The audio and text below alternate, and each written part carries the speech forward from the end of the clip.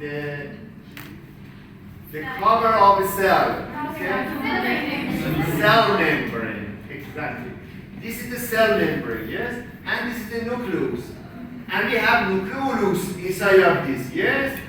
It has different job than the cytoplasm. Here we have cytoplasm.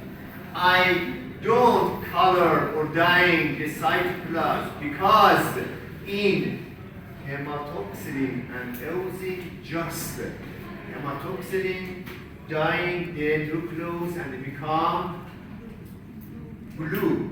And the cytoplasm of the cell, I mean the fibers, cytoplasmic part of the fibers just by eosin become red.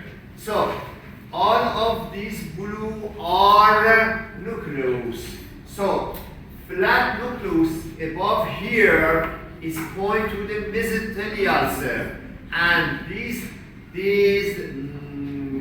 fibroblastic cells has nucleus like this, I mean elongated nucleus. Flat, elongated. Yes? In this kind of cell is cuboidal, the nucleus is round. So the nucleus point to the figure of the cells. Flat, elongated shows the fibroblastic cells. And this one point to the cuboidal cell. Now, I want to introduce you the muscles of the anterior and lateral part of the abdomen, and then back to the inguinal canal. So, if you be in the class and listen carefully, then you can answer all of the questions about the inguinal canal. Okay? Ready? Am I clear here? Yes.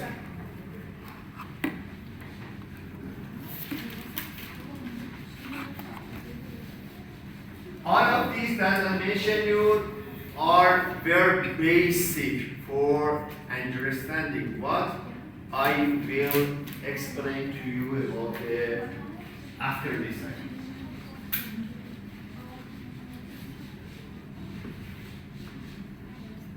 Okay, I told you before, I mean in last session, that we have a frame for the abdomen. Yes? I told you this can be what? Xiphoid, costal margin, yes? Yeah. And iliac crest, anterior superior iliac spine, and at the midline it should be a line that refer to the attachment of the aponeurosis of all the muscles that we have here. And this is the pubic crest, pubic tubercle, body, inferior ramus, obturator foramen. Am I right? Yes. It's clear? So, it's a frame of the abdomen. We should be aware. Who can tell me about the lateral branches of the nerve that supply the abdomen? We discussed that T10 and 11 supply here because we have ribs number 10. Under this we reach to the T10, and a bit below that is T11, and 12 reach here, and L1 has not any lateral. So the first one, I mean external oblique muscle. If, attention please, don't check anything. Listen to me carefully. If, don't write anything. Look to the whiteboard and be careful, because then I should ask you some questions that back to this. If just we have external oblique in our body, external oblique in our abdominal part, I mean nothing else, not internal, not transverse. I want to draw a picture here, just show you if we have external oblique. External oblique originated by 8 finger-like attachment of muscles to the ribs, right here. Okay? And then, be patient, please. Okay? Then I will let you to draw right everything that you want to. But be in the class, because at the next picture, I want to draw 5 pictures and then I have some questions. If you be in the class, then you never ask me, could you please repeat? It's very easy, very simple. Okay? So, this muscle fibers is being like this. Oblique, yes? Coming down anterior and medial. And then the most posterior fibers from here attached to what? What is this? Iliac crest. Iliac crest. Iliac crest divide into 3 lips. This one attached to the lateral lips of the iliac crest, like this. And then all parts that you see here, this one is aponeurosis. At the midline, attached to the opposite side and make the linea alba, and this is the hilum umbilicus here, okay? And then reach to the symphysis and attach here. The most inferior part of aponeurosis of external oblique attached through the anterior superior iliac spine to the pubic crest and make inguinal ligament. So, if you look to this muscle at this part, there is very important defect in the aponeurosis of external oblique, like this. Is the same as V, inverted V. Yes? Where is the exact location of this? This V, inverted V, located in which part? Above of the pubic crest. And it is in which part of this muscle? But we know it is which part? Which part of this muscle? No, which part? Muscular part or aponeurosis? In which level? At the inferior part. It's very important. Above of the pubic crest. I told you, if we remove the external oblique, internal oblique, then we reach to transverse, and then we reach to transverse fascia. Transverse fascia is a loose connective tissue. So when I say loose connective tissue, I would show you like this, pointed, because it's looser. Yes? Look to the aponeurosis, it's continuous layer, it's dense. But here, this one is loose. It means if just we have external oblique in our body and this defect, you can easily check the transverse fascia. It means if we cough, sneezing, or some action that increase the force intro of the abdominal cavity, then intestine easily going out through this orifice. Am I right? Yes. If just we have external, it's clear? Yes. So, which one?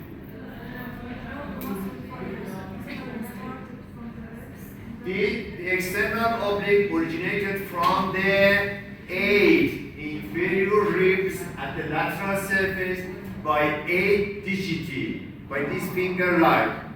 8 finger line, yes? It's clear? And then all of this part make the aponeurosis.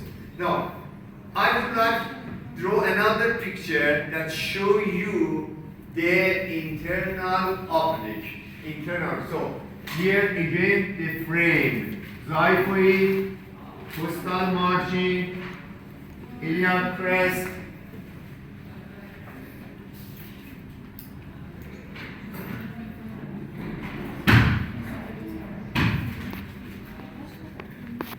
Doctor, do you want? yes. Thank you so much because it's not working. Costal margin, iliac crest, anterior superior iliac spine, again umbilicus, again iliac crest, and tubic crest, and the pubic tubercle. For the next picture, we need the inguinal ligament. Although I removed the external oblique, just I want to show you the internal oblique, but we need inguinal ligament. Why we need inguinal ligament? Because it has an attachment to inguinal ligament. Yes, and two, it's the most inferior border of the abdomen. It's the most, so the same as this frame, we need the inguinal ligament. In this picture, we divide inguinal ligament into three parts. Outer 1/3, middle and medial 1/3. So it's divided into three parts. Am I right? Who can tell me why the inguinal ligaments make a curved line by the attention to the inferior, I mean. Why I draw the inguinal ligament a curved line? Why it is not straight? Attachment of the abdominis. Because the structure has close connective tissue. Because attachment of Aponeurosis. what? What do we have here that attached to the inguinal ligament? Facial attack. Facial attack pulls down the inguinal ligament. So inguinal ligament is like this, not a straight line. Okay? What happened here in figure number 2? In figure number 2, for internal oblique, again I drew the frame and divide the inguinal ligament into three parts, and I will mention you that between the most posterior part of the ribs and I mean the 12 and the iliac crest, here we have a fascia. Who knows the name of this fascia?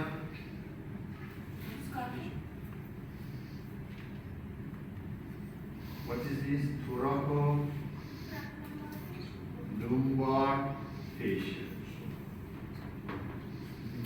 Thoraco-lumbar. Thoraco means from the thoracic part to the lumbar. It's attached here posteriorly. So we have another important fascia at the posterior part of the abdomen, not anterior. Posterior is thoraco-lumbar fascia. It can be one origination part for the internal oblique. Now, look here to the origin part of the internal oblique. Internal oblique just opposite than the external oblique that comes down, and medially is go up and again medially like this. From the middle to anterior 2/3 of the iliac crest, and then thoracolumbar fascia. Finally, the muscle fibers attached to the most three inferior ribs, and the muscle fibers that originating from the lateral and middle 2/3 of the inguinal ligament make a curved line, and all the parts here, I mean this part, make the aponeurosis of internal oblique. There is two defects just if we have internal oblique only external, internal oblique in our body. One of these defects is between at the level of the umbilicus and symphysis pubic, and another one is here, I mean under the arcuate muscle fiber. So in these two defect parts, same as here, we can check the transverse fascia. So if just we have internal oblique in our body without external, without transverse, when we coughing, our intestine can produce coming external the abdomen. We drew inguinal ligament because it takes part to this frame, and we dividing inguinal ligament at the figure number 2 into 3 parts: lateral venter, medial, middle, and medial venter. And then there is a fascia here, most posterior part, that is thoracolumbar fascia.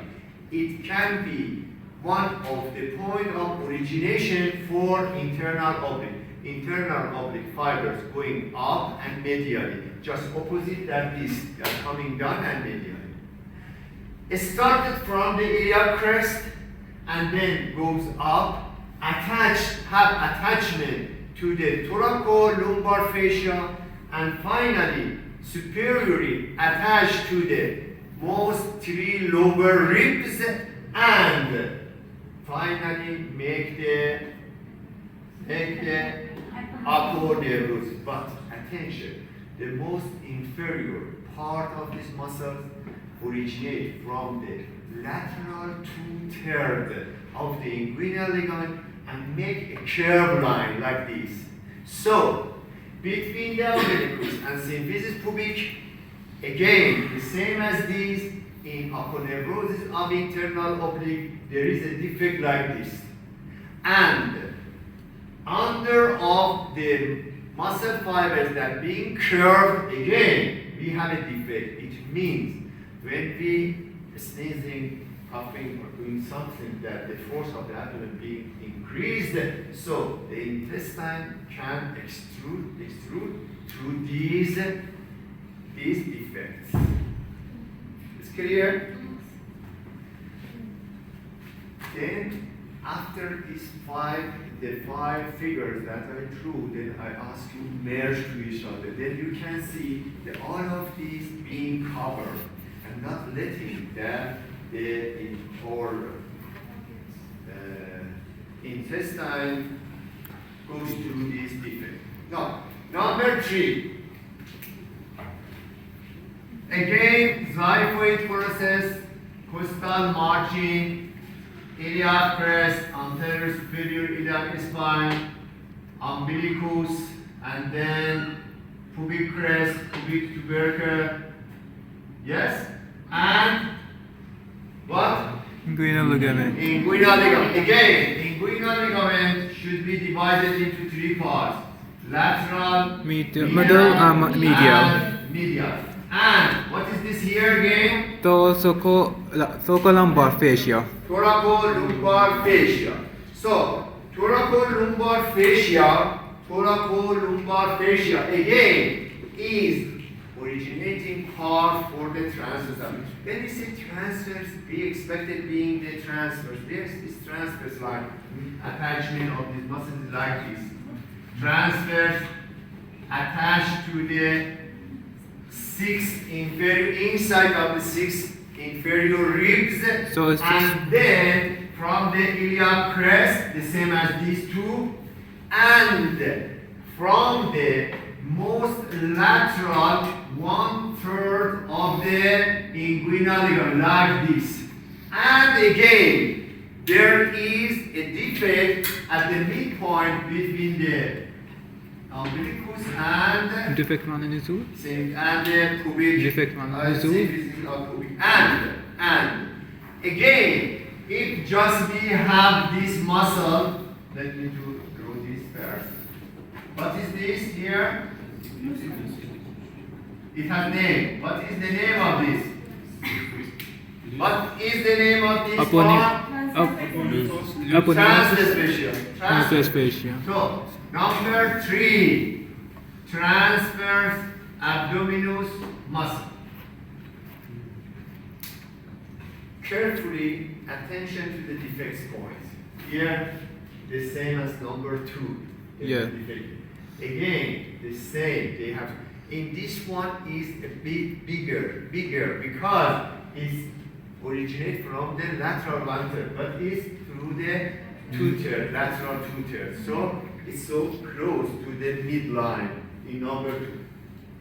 Number 4, again framework, like this, anterior superior spine, pubic, Tubercle. midline, umbilicus, and here. Now, when I remove the external oblique, internal oblique, and transverse, finally we reach to. Innermost. So this is the transverse fascia. Look carefully. Transverse fascia. Transverse fascia. Loose connective tissue. And again, we should have attention to the inguinal ligament, and we can divide the inguinal ligament into 3 1/3, like this. There is a point here in fascial transverse. What is the point between the lateral and middle 1/3 here? There is an orifice like this. In which part? Lateral medial. Between the lateral and middle 1/3. Middle. In. Yes. In transverse fascia. In transverse fascia. So, if you ask me, what do we have see under of the transverse fascia from this orifice? I say what? The altar is nervous. What do we have after the Femoral nerve artery. peritoneum? So I show the peritoneum by this, I mean the green color. So behind of this orifice that located here, you can see the peritoneum. Number 5, xiphoid, costal margin, inguinal ligament, and midline, like this. So finally we reach to peritoneum. Peritoneum, I show you peritoneum like this. Peritoneum is a connective tissue with mesothelial cells that have power to Internal Power to- abdominal muscle. Şunu picture. power to what? Internal abdominal muscle. The mesothelial cell has power to separation and absorption. Ah yes, when you are playing with your paper. Number 5 is peritoneum. So there is 2 rules. One of them is this: never peritoneum pierced by anything. Not nerve, not artery, not intestine. You cannot find anything that pierces the peritoneum. Peritoneum should be an intact bag. It's clear, yes? The same as pericardium, the same as pleura. They should be intact bag. So, again, peritoneum should be an intact bag.